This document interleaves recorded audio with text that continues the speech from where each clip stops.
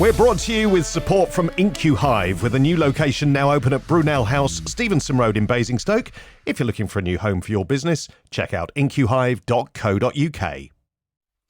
Hi, this is Chris Cloke and this is Cloke Cooks. I'm joined today by Bruce from Hornet Chilli, and we're going to talk about chilli, funny enough. Yep, good. I've met Bruce before, and when you want to talk about chilies and chili sauce, Bruce, you are the man, and you're based in Basingstoke, which is brilliant. So how long have you been doing it now then? So we started up 5 years ago at home. Yeah. I was growing some chilies in the garden and we had a really good harvest and basically didn't know what to do with them. So I sat down, read up about, started being a bit of a geek, reading up about lactobacillus, which is like fermenting. Yeah. And then tried making sauces with raw chilies and it didn't really work very well. So what's the difference between doing the raw chili and... So the raw chili is basically quite harsh because you've got like all the pith inside and everything like that. Whereas if you ferment it's only a really simple process. You get the chilies, you mix them down, destalk them and everything.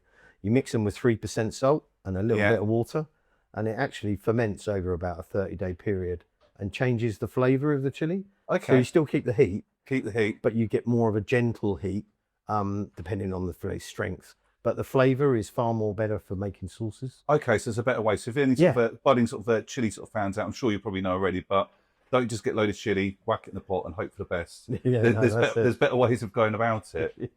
So with chilies, obviously, it was a case of being right time, right place. You thought, do you know what? I'm going to make some sauces. Yeah, so I made the sauces and people started coming around, friends obviously, and I gave a couple down the pub and they went, you should sell this. So I just thought, well, I'll give it a go as a hobby. Yeah. So we started up 5 years ago. I think the first year we worked from home for a couple, up until last year we moved out. Well, my wife asked me. The wife asked you to move out? yeah, it was a bit too... That's it.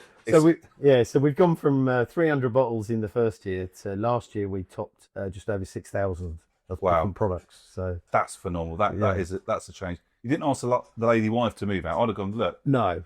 She was the ultimatum. I mean, one, she complains about the cockapoo at the best of times, but the chili sauces were, it was having too big a impact in the utility room with all the fermentation pots and the smells, as my son will back us up. I can imagine. I cooked some garlic chili chicken and the other day, and it was one of those ones that for two days the wife wouldn't go near me because of the sheer smell. But then I do put it down to probably 40 cloves of garlic, and me consuming 40 cloves and countless chilies as well. So yeah. So if you are thinking about doing this, people, obviously make sure you've got a shed.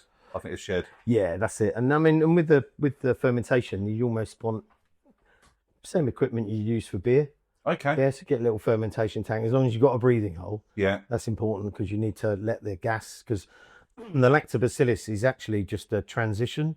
The bacteria eats away the enzymes of the chili, the bad stuff that makes it taste bitter. Okay. And it makes it far more smoother and sweeter. So, and then once the fermentation finishes after about a month, you can use it as a base sauce. You can mix it in with different stuff. So we have like 4 or 5 different base sauces. And then from that, depending on the season and what chilies we've used, we can make 3 or 4 different types of sauce out of that. So again, because your base sauce is like with, again, if you look at obviously Indian cooking, so I know a bit, your base sauce, you can use that for a bit of everything. You just change it slightly. That's it. Yeah. Fantastic. Depending on what ingredients that you add to it, can change the flavour. But you've got that background heat. So if you're using an arga, then it's really hot. Yeah. And if you're using something like a jalapeno, it's got loads of less heat. And you can mix them too. So one of our big popular ones is we do a sriracha. Yes, and that's I think everyone's sriracha sort of come very much in vogue at the moment. Yeah, it has. Yeah, that and hot honey. Hot honey. Yeah.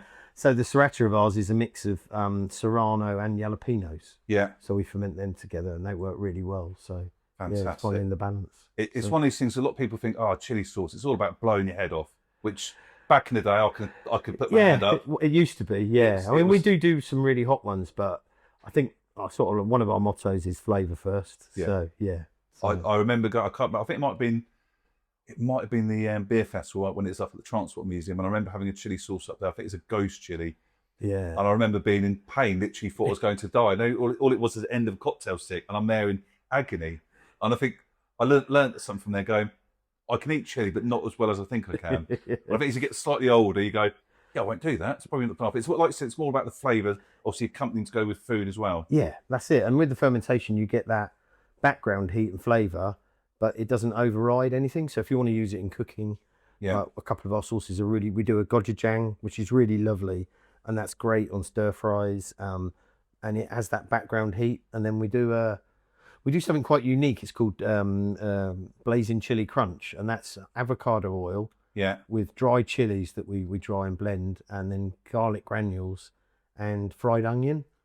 Oh, it's like a crunchy, it's like a crispy chili sauce. Crispy chili, yeah, it's lovely. Fantastic. It's amazing on halloumi, and we get loads of people. That's one of our big sellers, actually. So It does sound a bit different. Again, obviously a lot of people just think chili, it's chili sauce, but obviously I've tried Bruce's over the years, and there've been countless ones, and everyone's been good. Everyone I can say it's been different. And we were just saying a few minutes ago about the sort of season, and I've just seen how much obviously chili Bruce has to order in. You wouldn't nip down Tesco's about pick that quantities up. no, you can't, and you can't get what the Tesco's. They I mean, obviously Tesco's focus on the standard chili, and they don't even give it a name. I noticed they just call it a mild chili, don't Yeah. they? Whereas we've got a partnership with a company up in Bedfordshire now because we just can't grow enough, and we pre-order at the start of the year. So in fact, I rent a field off them, and he does all the growing for me. And That's perfect. yeah, it's great. So they ship down in 10-kilogram buckets for us. So That's no mess. That's serious. 10 kilograms of chili. That's no messing about. That really is. One of the things we were just saying at the moment of habanero is probably one of my favourite chilies because it's got heat, but it's got a fruitiness as well. Yeah, that's it. And it's a lot of people go, oh, it's all about the heat, but like I think this works well. And I did it in the chili con carne the other day. And it's nice and pizzas and stuff. I know this is obviously a personal question, but you don't have to answer. It's like people go, who's your favourite child? And I go, I can't answer. I'll go, it's Curtis. I mean, no, it's the other one as well, Kira. But if I said to you, what is your favourite chili? You go, that's the one I could do without the rest. This is the one I want for the rest of my life. I reckon the favourite one for me is Scotch Bonnet again because that's got that fruitiness. Yes. With the heat. Habanero is lovely, but I think for me, I love a Scotch Bonnet and drop it in whole into like West Indian cooking. Yes. It's lovely. Yeah, and you pierce it with a couple of little needles just to get that flavour out. Oh, it's perfect, I think. I did some coconut rice the other day, and one of the things I found was the wife was looking at me and go, what are you doing? But why are you putting a Scotch bonnet in the rice? It's like, no. Exactly the same principle. Yeah. Piercing, obviously, the Scotch bonnet so the flavours just sort of come out slightly, so you've not got the full effect. Yeah. But it's amazing. Like, you can put it in, pretty much drop a chili in any sort of dish, and you're going to get an element of it, really, aren't you? Yeah, that's it. Yeah. Rather than blend it and eat it raw. Yeah, they're brilliant. They're really versatile. They're amazing things. I mean, there's so many varieties around the world. Yeah, I still keep finding out one, and people keep growing new ones.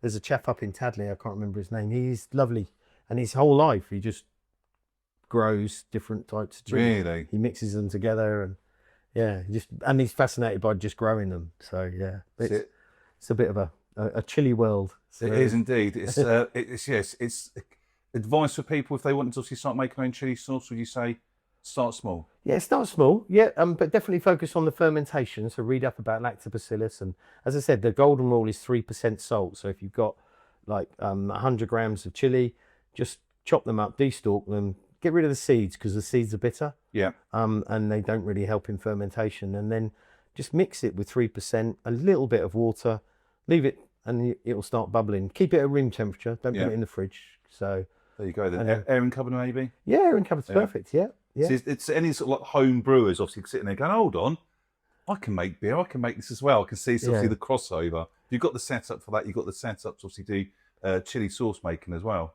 Yeah, it's good. But obviously, again, we were just sort of obviously being about Basingstoke. I'm very passionate. I think the food in Basingstoke is phenomenal, and suppliers like yourself, it's a raw passion, and that's what we all have. And like if I said to you, chili sauce is your life. Literally, that's it. You live and breathe it. Yeah. No, this is we do. So we do fermentation, but we also got into infusion over the last few couple of months. So we do 3 hot honeys now. So we're getting into local farm shops now, which is really great. Because I love that farm shop vibe. Yes. You get the good food, you get the local produce, and they really champion like Wellington Farm Shop, the Barn in Bramley. They take all our products and they don't have the big boys on the shelves anymore. So if you want to go get flavour and support local produce, I know they're expensive, but it is that benefit. They go Yeah. far, and Yeah. it's one of those things you just need a little. A little gives a lot of flavour, especially it goes with every dish. And I've been there. I've been younger. Super noodles and toast. I'm a connoisseur of super noodles and toast over the years. Cheese and the chili sauces, raw chili put in it. It's chili sauce can pretty much go with anything, really. Yeah, it does. Yeah, it's good. So. Fantastic. Well, again, obviously, we'll just sort of if people obviously want to know more about yourself, this is Yeah, the website's hornetchilli.com, and we're on Instagram at Hornet Chilli, and yeah, we do quite a lot of social media posts. I think we'll do a couple of. We've stopped doing village markets, but we're at quite a few big events. We're now. Next week we're at Middle Wallop Air Show. The Army Air Show. fantastic! Yeah, They do a big food village there, so it's really good. So that's our next event that we're doing. So come along, and have a taste. We've always got definitely. samples. So. Definitely worth trying. People to get involved. Again, I always say the same about beer. People go, "I don't like beer." Yeah, but have you had every single beer? No. I think that I genuinely believe there's a chili sauce for everyone. Yeah, I think you're right. There is. Everyone's got a different taste. And I think it's just trying to find the right one. It really is. No, thank you so much for that, Bruce. No worries. As I said, It's been great. Have a look, obviously, details on his Facebook page and Instagram and check him out. As I said, it's all about Basingstoke and obviously supporting the local business. Thanks so much for that. And this has been Cloke Cooks and I've been Chris Cloke. Thank you so much. You've been thinking about launching a podcast, and it's a great way to promote your business. But where do you start? You have so many questions. What equipment do you need? How long should an episode be? How do you get listed on Spotify?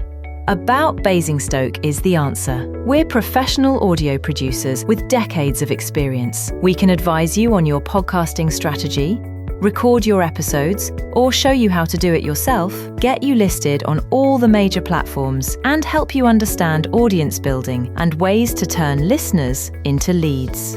Find out more at aboutbasingstoke.com/podcasts. Oh, and if you think you have to do video because who listens to audio these days? Well, you're listening to this, aren't you? Get professional podcast advice and production. Visit aboutbasingstoke.com/podcasts.